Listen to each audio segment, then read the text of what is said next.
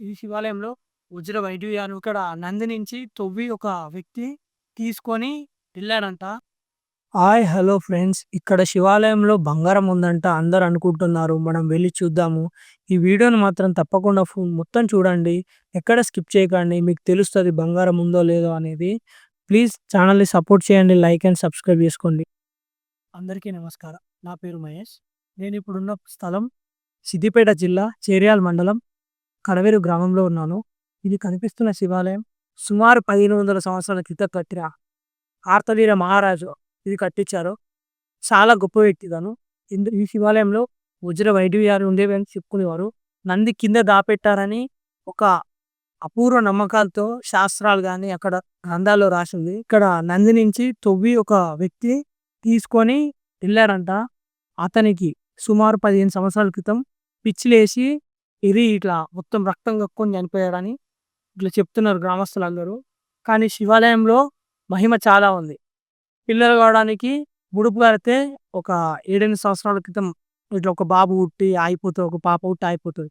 అట్లా ఈ ముడుపు కడితే దేవుని మంచిగుంటే కన్ఫర్మ్ కొడుకో, బిడ్డనో పుట్టేది. దేవుని అంత మహిమ ఉంటాయి. సుమారు ఒక 15 సంవత్సరాలు, 20 సంవత్సరాల క్రితం ఇక్కడ శివరాత్రులు గాని, మన సోమవారం గాని పుష్కవతి రాళ్ళమైనంత మందుండేది. చాలా అంటే చాలా జనమొచ్చేటోళ్ళు. కానీ ఇప్పుడు మన పంతులు లేక, ఇక్కడ పంతులు లేవు. అట్లా అయ్యేసరికి గుడికి రాకపోకలు అన్నీ నిలిపివేశారు. జనాలు గూడా రావడం లేదు. కానీ మళ్ళీ ప్రభుత్వం కొంచెం దీన్ని చూసి దేవాలయాన్ని ఇంత ప్రసిద్ధిగాంచిన మన దేవాలయాన్ని చూసి శివాలయాన్ని వీరు గూడా మేలుకొల్పి వాళ్ళకు తెలియజేస్తే ఈ దేవాలయం చాలా మంచిగుంటది. లోపట చూస్తే ముడుపులు ఎన్నున్నాయి. ఇక్కడ చూస్తే హనుమంతుడు చాలా ఉంది. గుడి మొత్తం స్టోన్‌తో. మనుషులు స్టోన్‌తో ఇంతింత ఒక్కొక్కటి నాకు తెలిసి 2, 3 టన్నులు ఉండొచ్చు అది. అది ఎట్లా కట్టిరో ఇంక అసలు. పైన మాత్రం మీకు తెలుసు పైన ఒక రౌతుని చెక్కారు. ఒక పెద్ద బండరాయిని అది ఎట్లా తీసుకుపోయారో దేవునికి ఎరుక గాని, పెద్ద బండరావుతిని అంత పైకి ఎక్కిచ్చి చెక్కారు. అది మామూలు ముచ్చట కాదు. చూడండి మీకు చూపెడతాను. లైవ్‌లో వీడియో చూపెడతాను. అంత పెద్ద బండరాయి. ఎట్లా తీసుకుపోయారో దేవునికి ఎరుక ఇగ. ఇది మన శివాలయంలో పెద్ద చరిత్ర ఉన్నది. మీకు ఇంకా చెప్తాను. ఇంకా చూపెడతాను. హనుమంతుడు ఉంటాడు ఇక్కడనే. కూర్చోవ తల్లి ఉంటది. వచ్చి అన్ని చూపెట్టి గోపురం ఎక్కి కూడా చూపెడతా. ఇక్కడ కనిపిస్తున్న మన ఆంజనేయ స్వామి సుమారు 1500 సంవత్సరాల చరిత్ర గలది. ఇది ఇక్కడ అప్పటినుంచే పూజలు పొందుతూ శివాలయం పక్కన గుళ్ళో ఉండేది. కానీ ఒక 150 సంవత్సరాలు, 100 సంవత్సరాల కిందన ఇది మాయమైపోయింది. ఎలా మాయమైపోయిందో కూడా ఎవరికీ తెలీదు. ఇది భూమిలో కలిసిపోవడం ద్వారా ఇట్లనే ఇట్లా నార్మల్‌గా రౌతులు ఎట్లుంటది అట్లా ఉండిపోయింది. గత 5, 6 సంవత్సరాల క్రితం దీన్ని చూసి గ్రామస్తులు చూసి బయటికి తీసి ఇక్కడ నిలబెట్టారు. చాలా మహిమ గల దేవుడు హనుమంతుడు. పూజ లేదు, పునస్కారం లేదు. 1500 సంవత్సరాల క్రితం దీనికి ఇది చంద్రం అనేది 1500 సంవత్సరాల క్రితం ఏసింది. ఇప్పట్లోది కాదండి. 1500 సంవత్సరాల క్రితం ఏసింది. ఇంకా చెక్కు చెదరకుండా ఉందంటే అది మన అంజనకే సాధ్యం. మనకి ఎవరికీ తెలవదు. చాలా మంచిగుందండి. ఇక్కడ కనిపిస్తున్న విగ్రహం భైరవ దేవుడిది. మన భైరవ దేవుడు అంటే శివుని క్రోధంలో నుంచి పుట్టిన దేవుడే.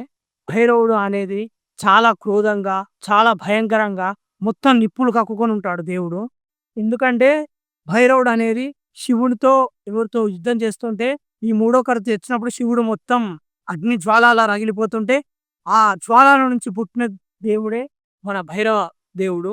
భైరవ దేవుడు మొత్తం జటా వేసుకొని మొత్తం ఖడ్గంతో ఇంకా 1000 పుర్రెలతో ఉంటది మొత్తం. 1000 పుర్రెలు చేతిలో ఒక రాక్షసుడిని సంహరించిన అది ఉంటది. భైరవ్ గురించి మొత్తం మీకు తెలుసుకోవాలంటే నేను ఫుల్ వీడియో మళ్ళీ ఒకటి చేస్తాను. ఇది 1500 సంవత్సరాల చరిత్ర గల భైరవుని విగ్రహం. ఇది ఇక్కడ శివాలయంలో ఉంది. కానీ గత 150 సంవత్సరాలు, 100 సంవత్సరాల క్రితం ఇది కనుమరుగైపోయింది. అయితే ఆ 5, 6 సంవత్సరాల క్రితం ఇది గ్రామస్తులు వెలికి తీసి ఈ శివాలయంలో ఇక్కడ స్థాపించారు. ఇది చరిత్ర దీనిది. ఇది శివాలయం లోపల ఇక్కడే నంది ఉండేది. ఆ నందిని ఒక వ్యక్తి అది ఎవరో తెలియని వ్యక్తి ఇక్కడ బంగారం, వజ్రాలు అవి ఉన్నాయని దాన్ని తీసేసి మొత్తం వజ్రాలు వైడూర్యాలు అట్లా తీసుకొని 100 సంవత్సరాల క్రితం ఈ వజ్ర వైడూర్యాలు తీసి అన్ని పడగొట్టేసి తీసుకొనెళ్ళారు. ఇంకా ఇక్కడ నిధి ఉందని అనుకోని అనుమానిస్తూనే ఉన్నారు.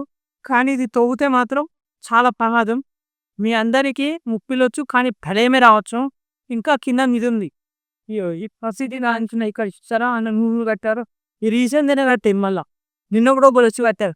మనం ఎట్లా అంటే నీ కొడుకు కావాలంటే కొడుకు పుడతాడు. బిడ్డ కావాలని కోరింది కోరే దేవుడు మన శివుడు.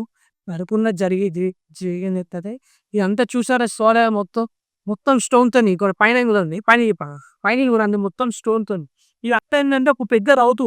రౌతుని మొత్తం ఇట్లా చెక్కి, చెక్కి, చెక్కి, చెక్కి ఇట్లా ఏసి ఎంత అంటే ఇది ఇలాంటి కట్టడాలైతే ఏ ఆస్కాలిస్ట్ ఇప్పుడు ఎవరితోని కాదు.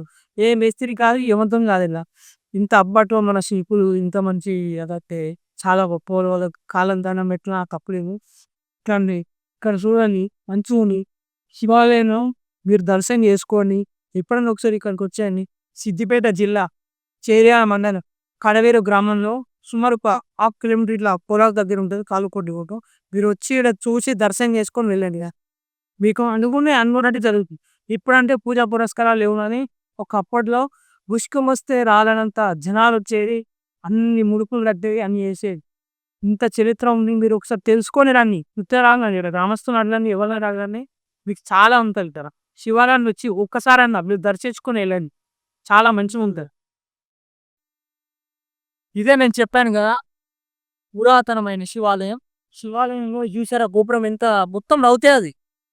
ఆ పైన ఎట్లా ఎంత పెద్ద రౌతుతోని దాన్ని కట్టేశారు. చూడండి. దాన్ని మొత్తం చెక్కిర్రు. అంత పెద్ద రౌతు తీసుకొని చెక్కినామంటే మామూలు ముచ్చట కాదు. విజువల్స్ కూడా